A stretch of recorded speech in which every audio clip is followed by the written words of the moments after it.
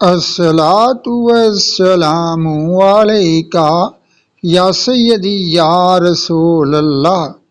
گرامی قدر حضرات، اللہ آپ کو اور آپ کے پیاروں کو دنیا اور آخرت کی آفتوں سے محفوظ فرمائے۔ جب اللہ رب العزت نے حضرت آدم علیہ السلام کو پیدا فرمایا تو آدم علیہ السلام کی کنیت ابو محمد رکھی۔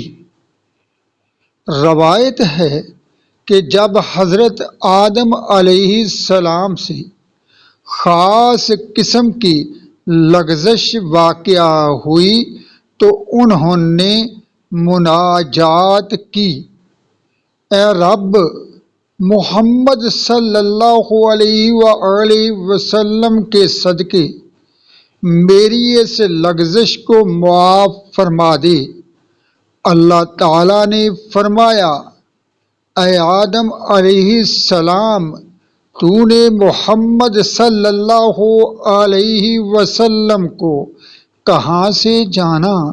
حضرت آدم علیہ السلام نے عرض کیا، اسی زمانے میں جب کہ تو نے مجھے پیدا فرما دیا تھا، اس وقت میری نظر عرش اور ابواب جنت کے دروازوں پر پڑی تو لکھا دیکھا، لا الہ الا اللہ محمد الرسول اللہ۔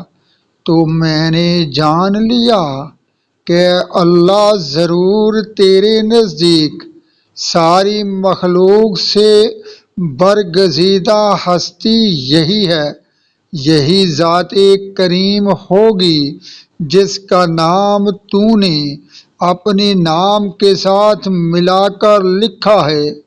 تو اس پر آواز فرمائی گئی کہ یہ نبی آخر الزماں ہے جو تمہاری ذریت، تمہاری اولاد سے ہوں گے۔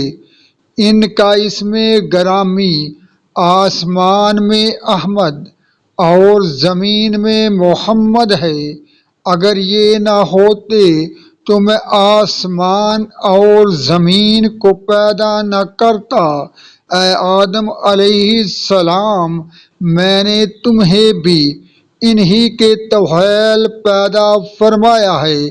نبی کریم صلی اللہ علیہ وسلم کی فضیلت میں حضرت سلیمان رضی اللہ تعالی عنہ کی حدیث ہے کہ جبرائیل علیہ السلام نے بارگاہ رسالت میں آ کر عرض کیا، اے محمد صلی اللہ علیہ وآلہ وسلم، آپ کا رب فرماتا ہے، اگر میں نے ابراہیم علیہ السلام کو خلیل بنایا ہے تو تمہیں حبیب بنایا ہے، اور میں نے اپنے نزدیک تم سے زیادہ برگزیدہ کسی مخلوق کو پیدا نہیں کیا، اور میں نے دنیا اور جہان کو اسی لیے پیدا فرمایا ہے کہ وہ جان لیں کہ میرے نزدیک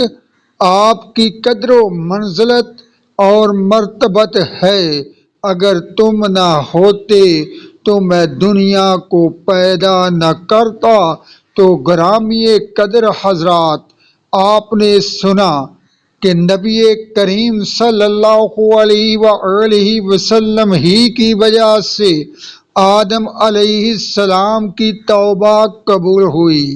نبی کریم صلی اللہ علیہ وآلہ وسلم ہی کی وجہ سے اس کائنات اور اس جہان کو تخلیق فرمایا گیا۔